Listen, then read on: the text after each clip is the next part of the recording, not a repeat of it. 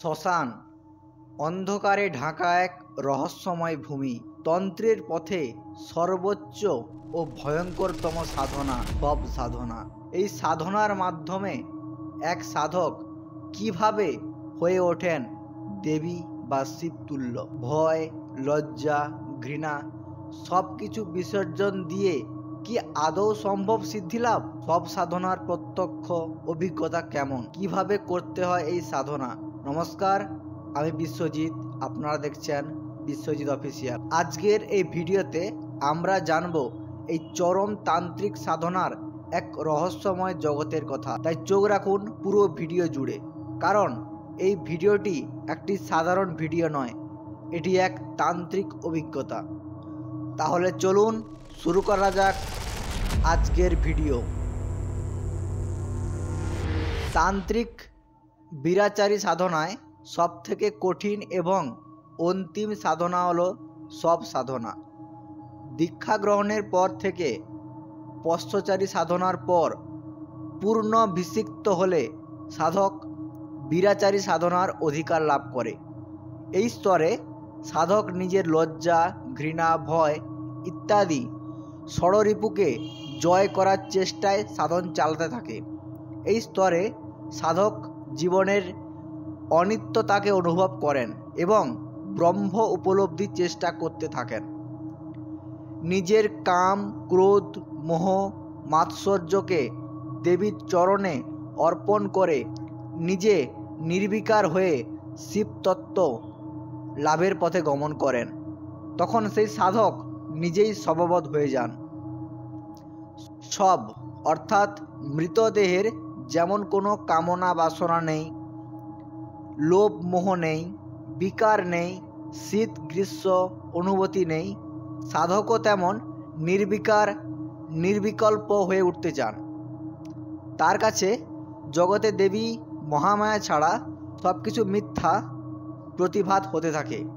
এই সাধন পথে পৌঁছতে সাধককে নানা রকম ভয়ঙ্কর তান্ত্রিক ক্রিয়াকলাপের মধ্য দিয়ে এগোতে হয়। এর মধ্যে থাকে কঠিন কঠিন পুরস্চরণ, চিতা সাধনা, লতা সাধনা, শ্মশান সাধনা ইত্যাদি। তার মধ্যে সবথেকে কঠিন ও ভয়ঙ্কর সাধনা হলো সব সাধনা।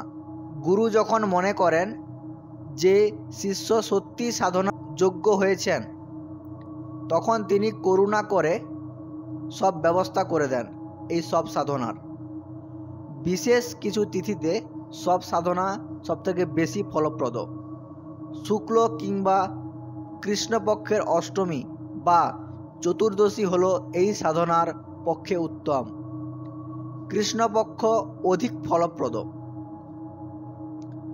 ঘন অন্ধকার, শ্মশানভূমি, নদীর তট, জঙ্গল অথবা গোপন কোনো স্থান যেখানে অন্য কোনো লোকজন যাওয়া আসা করে না, সেখানে সব সাধনা করা হয়। সাধনার আগে একটি অপঘাতে মৃত চণ্ডাল জাতীয় ব্যক্তি বা নিম্ন বর্ণের কোনো ব্যক্তির মৃতদেহ জোগাড় করতে হয়। ব্রাহ্মণ কিংবা মহিলার শবদেহ বা আত্মঘাতী ব্যক্তির মৃতদেহ এই সাধনায় ব্যবহৃত হয় না। সারা রাত ধরে চলে এই সাধনা। তারই মাঝে ঘটে বিভিন্ন বিচিত্র ঘটনা। সাধককে এই সাধন থেকে বিরত করার জন্যই বিভিন্ন অপশক্তির তাণ্ডব চলতে থাকে সারা রাত ধরে। কখনো ভূত প্রেত আসে, ভয় দেখাতে শুরু করে। কখনো বা সুন্দরী মহিলা গায়ের কাছে এসে নৃত্য করতে থাকে। কখনো আবার বাঘ এসে এই খেতে যায় অবস্থার সৃষ্টি করে। কখনো মায়ার প্রভাবে মিথ্যে মিথ্যে সকাল হয়ে ওঠে, যাতে সাধক ভাবে যে সাধনা সম্পন্ন হয়েছে, এবার ওঠার পালা, কিন্তু উঠলেই বিপদ। আবার কখনো সব দেহটি জ্যান্ত হয়ে উঠে বসতে চায়, তখন তার মুখে কারণ ও পোড়া মাছ মন্ত্র সহকারে দিলে সে আবার নিস্তেজ হয়ে পড়ে। এরকম বিচিত্র ঘটনা সকল ঘটতে শুরু করে। কিন্তু সাধককে কোনো রকম ভয় না পেয়ে নিজ প্রতিজ্ঞায় অটল থেকে সাধনা করে যেতে হয়। কোনো রকম ভুল করলে সাক্ষাৎ মৃত্যু তাকে গ্রাস করবে। গুরু সাথেই থাকেন, তবে শিষ্য গুরুকে দেখতে পান না, কিন্তু গুরুর নজর শিষ্যের উপর থাকে এবং দূর থেকে গুরুদেব মাঝে মাঝেই বলতে থাকেন, মাভৈ মাভৈ, অর্থাৎ ভয় নেই, ভয় নেই।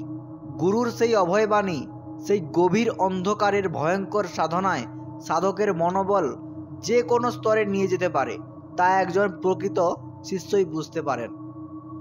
ভোর হলে গুরু স্বয়ং এসে মাথায় জল ছিটিয়ে সাধনার সমাপ্তি ঘোষণা করলেই তবেই সাধককে শবাসন ত্যাগ করতে হয়। এই সাধনায় সিদ্ধ হলে সেই আসনে স্বয়ং দেবীর দর্শন লাভ হয়। সাধকের সমস্ত সাধনার পরিসমাপ্তি ঘটে এই স্তরে। এই সাধনায় সাধক ঘৃণা, ভয় ইত্যাদির বৃত্তি থেকে মুক্তি লাভ করে। সাধকের অষ্টসিদ্ধি লাভ হয় এই সাধনায়। দেবী কালী, দেবী তারা হলেন এই সব বাহনা। সাধক সব সাধনায় সবের উপর বসে সিদ্ধ হলে নিজেও সব বাহনা হয়ে স্বয়ং নিজের দেবী রূপ ধারণ করেন, অর্থাৎ সাধক আর দেবতার মধ্যে কোনো তফাৎ থাকে না। সাধক নিজে নিজেই ইষ্টরূপ ধারণ করেন, পূজ্য এবং পূজক এক হয়ে যান এই স্তরে। তাই সব সাধনা হলো একটি অতি উচ্চ মার্গের সাধনা, যা তন্ত্রে স্বয়ং শিব প্রদত্ত। এই সাধনা মানুষকে মুক্তি দেয় ও সাধকের শিবত্ব লাভ হয়, কিন্তু এই সাধনা খুবই ভয়ঙ্কর। উপযুক্ত হলে গুরুর আদেশ মতে এই পথে এগোতে হয়। কোনো রকম হঠকারিতা সাধককে মৃত্যু মুখে পতিত করতে পারে। অনেক বড় বড় সাধক মহাপুরুষ অতীতে এই সাধনায় সিদ্ধিলাভ করেছিলেন। শ্রী শ্রী সর্বানন্দ ঠাকুর, শ্রী শ্রী বামদেব গুরু এবং বহু সাধক এই সাধনায় সিদ্ধি ছিলেন। তন্ত্রের পথ সহজ নয়, এটি শুধুমাত্র যোগ্য সাধকের জন্য। ভয় এবং সংশয়ের ঊর্ধ্বে উঠে সত্য উপলব্ধির পথে এগিয়ে যেতে হয়। তন্ত্র বলে, যে পারে সে দেব, যে পারে না সে দাস। তাই যদি সত্যি এই রহস্যময় তন্ত্র জগতের আরও গভীরে প্রবেশ করতে চান, তাহলে আমাদের চ্যানেলটিকে সাবস্ক্রাইব করুন। কমেন্টে জানান আপনি কি আগে সব সাধনার কথা শুনেছেন? আপনি কি বিশ্বাস করেন যে এই সাধনা এখনও বর্তমান যুগেও সম্ভব? যদি এই ভিডিওটি আপনাদের ভালো লাগে এবং যদি মনে হয় এটি অন্যদেরও সাহায্য করতে পারে, তাহলে অবশ্যই শেয়ার করবেন। চ্যানেলটিকে সাবস্ক্রাইব করতে ভুলবেন না, কারণ এমন গুরুত্বপূর্ণ এবং রহস্যময় বিষয় নিয়ে আমি নিয়মিত আসব। দেখা হবে পরের ভিডিওতে। ভালো থাকবেন, সুস্থ থাকবেন। রাধে রাধে।